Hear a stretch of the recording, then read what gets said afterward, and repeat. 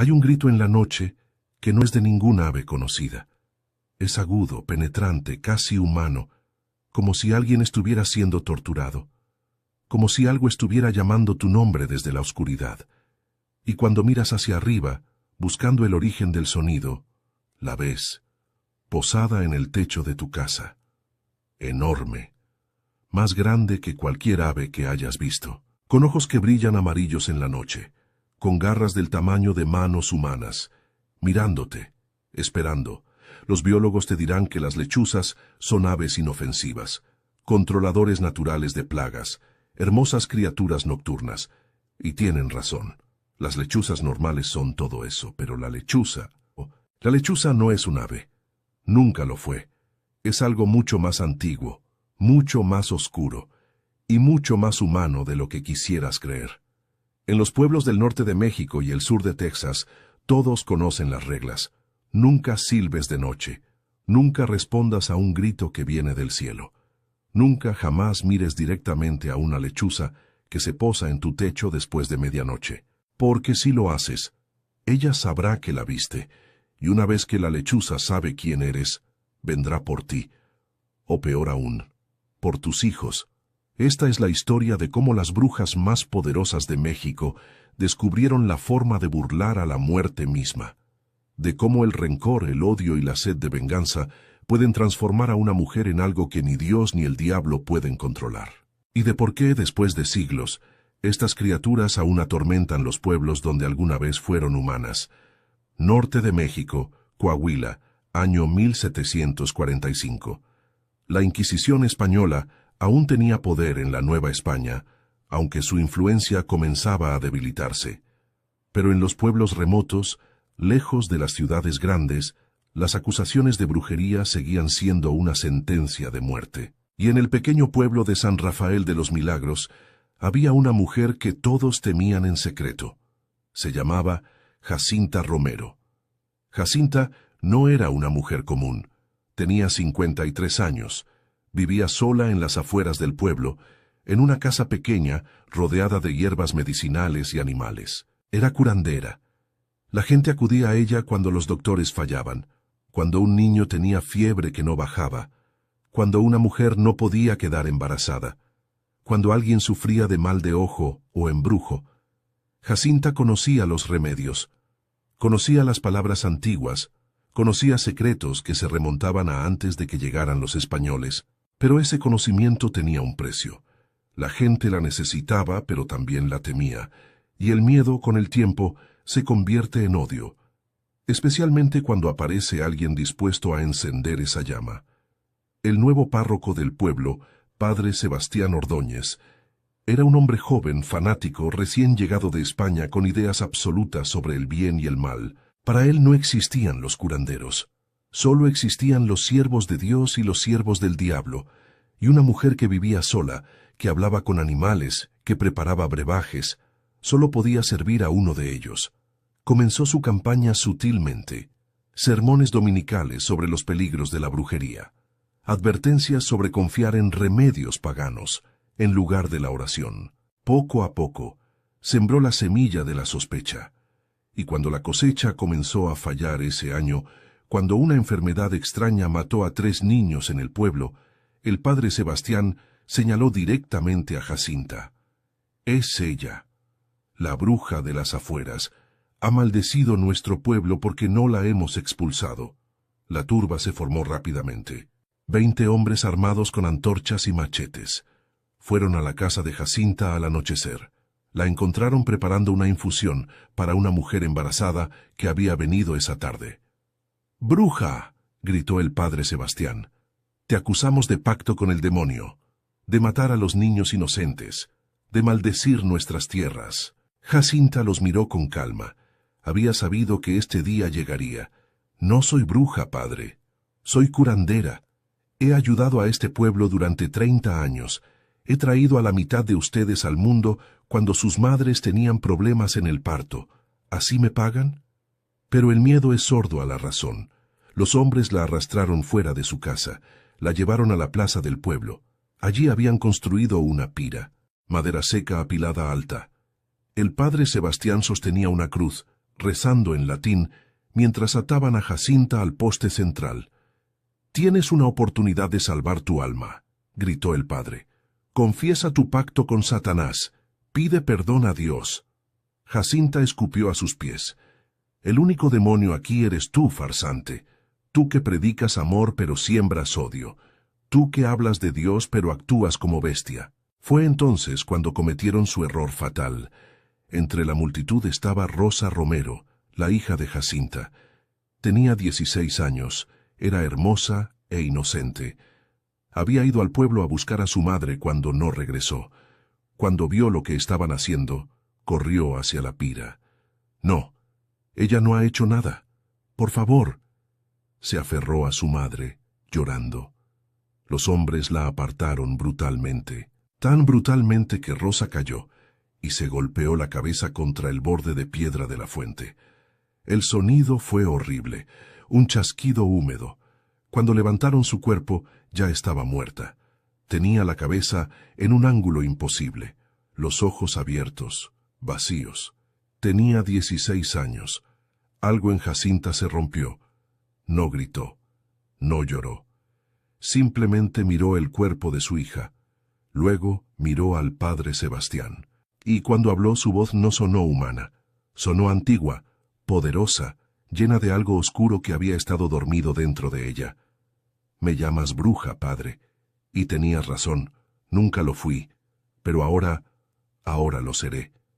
Y te prometo esto. No moriré en tu fuego. Vendré por ti. Vendré por todos ustedes. Y cuando lo haga, no será con forma humana. Seré el terror que visita en la noche. Seré las alas que escuchas sobre tu techo. Seré los ojos que ven a tus hijos dormir. Y uno por uno pagarán. Generación tras generación de este pueblo maldito pagará por lo que hicieron hoy». Pronunció palabras que ninguno de los presentes entendió. Palabras en una lengua muerta hacía siglos. Palabras que su abuela le había enseñado solo para emergencias, solo si no hay otra opción, porque una vez dichas, no hay vuelta atrás. Las llamas comenzaron a subir. El humo envolvió a Jacinta, pero en lugar de gritos de agonía, la multitud escuchó risas. Risas que se convirtieron en chillidos, chillidos que sonaban cada vez menos humanos. Cuando el humo se despejó, el cuerpo de Jacinta había desaparecido. Las cuerdas que la ataban estaban cortadas, no quemadas, cortadas limpiamente, como por garras. Y en el poste donde había estado atada, había marcas profundas, marcas de garras de ave, enormes. Y entonces desde el cielo vino el grito, un chillido que heló la sangre de todos los presentes. Miraron hacia arriba. Allí, volando en círculos sobre la plaza, había una lechuza. Pero no era una lechuza normal, era gigantesca, del tamaño de un hombre adulto.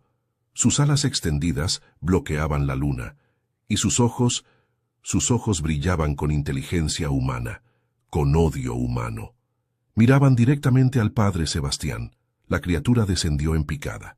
El padre gritó y corrió hacia la iglesia. La lechuza lo siguió. Los que fueron lo suficientemente valientes para mirar, vieron a la criatura posarse en el techo de la iglesia. La escucharon arañar las tejas, la escucharon llamar con voz que era mitad graznido de ave, mitad voz de mujer. «Sebastián, sal, ven a enfrentar lo que creaste». El padre se encerró en la iglesia, rezó toda la noche, y por esa noche sobrevivió. Pero la lechuza no se fue, se quedó en el pueblo, esperando, observando. 3 noches después, la encontraron. Al padre Sebastián. Estaba en el campanario de la iglesia. Nadie sabe cómo llegó allí, porque la puerta del campanario estaba cerrada desde dentro. Pero allí estaba, colgando de las vigas. No con una cuerda, con sus propios intestinos. Sus ojos habían sido arrancados, y en su pecho, tallado con algo afilado, había un mensaje, el primero. El pueblo entró en pánico. Llamaron a la Inquisición. Vinieron cazadores de brujas desde la Ciudad de México. Trajeron reliquias bendecidas, agua santa, exorcistas, pero no sirvió de nada. Porque la lechuza no era un demonio que pudieran exorcizar. Era algo nuevo, algo que había sido humano y ahora era otra cosa, algo que existía en el espacio entre lo vivo y lo muerto, entre lo humano y lo animal, entre este mundo y el otro. Y comenzó su venganza sistemática. Uno por uno, los hombres que habían participado en su quema comenzaron a morir, siempre de noche, siempre precedido por ese grito horrible, siempre con la misma marca, arañazos profundos, como de garras enormes. Algunos fueron encontrados en sus camas, destripados, otros desaparecieron completamente, solo dejando manchas de sangre y plumas blancas. Pero lo peor es que no se detuvo con ellos. Comenzó a tomar a los niños del pueblo, especialmente los que tenían alguna relación con los hombres que la habían matado. Se los llevaba en la noche, volaba sobre las casas, llamándolos con voces que sonaban como sus madres. Los niños salían, y nunca regresaban, o si regresaban, era solo sus cuerpos, días después encontrados en lo alto de los árboles completamente desangrados. El pueblo de San Rafael de los Milagros fue abandonado en menos de 5 años. Para 1750 era un pueblo fantasma, pero la lechuza no se quedó allí. Se extendió, porque resulta que Jacinta no era la única. Había otras mujeres, otras curanderas, otras acusadas injustamente, otras que conocían las palabras antiguas, y cuando escucharon lo que Jacinta había hecho, lo que se había convertido, algunas eligieron el mismo camino. La transformación en lechuza se convirtió en el escape final para las brujas perseguidas, un último recurso, una forma de burlar la muerte y obtener venganza eterna. Y el conocimiento se pasó en secreto, de bruja a bruja, de generación en generación. Hoy en el norte de México y el sur de Texas hay docenas de lechuzas, tal vez cientos. Nadie sabe el número exacto, porque son cuidadosas. Ya no son tan abiertas con sus ataques. Han aprendido a ser pacientes, a esperar, a elegir víctimas que no sean extrañadas. Viajeros solitarios, niños que deambulan lejos de casa, borrachos que caminan solos de noche, y tienen reglas, patrones. Los ancianos del pueblo los conocen y los enseñan a los jóvenes. Las lechuzas aparecen principalmente los martes y viernes por la noche. Esos son sus días de poder. Prefieren las noches sin luna, cuando la oscuridad es absoluta. Se sienten atraídas por el silbido. Si silbas de noche, las estás llamando. Es como una invitación que no pueden ignorar. Su grito es inconfundible.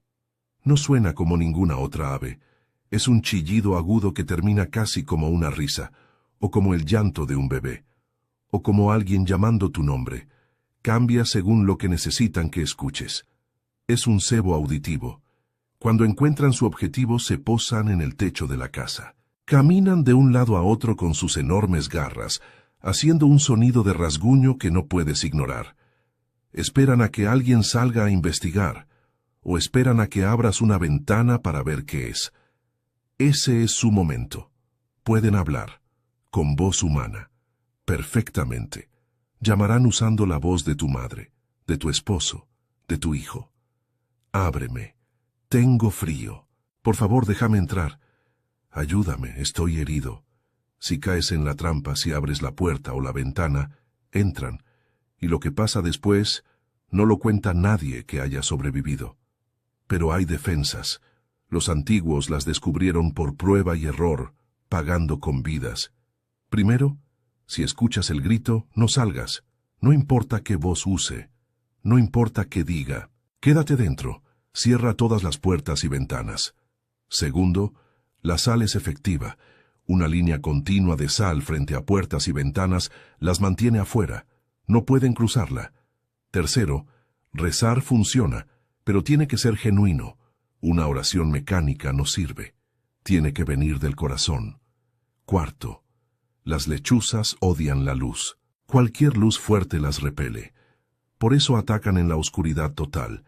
Enciende todas las luces de tu casa. Quinto, si tienes que salir, lleva un cuchillo bendecido o una medalla de San Miguel Arcángel. Son las únicas cosas que pueden herirlas en forma de ave. Y la defensa más importante, nunca, jamás lastimes a una curandera o bruja sin razón. Porque si ella conoce las palabras antiguas, si está dispuesta a renunciar a su humanidad, puede convertirse en algo que te perseguirá a ti, a tus hijos y a los hijos de tus hijos, para siempre.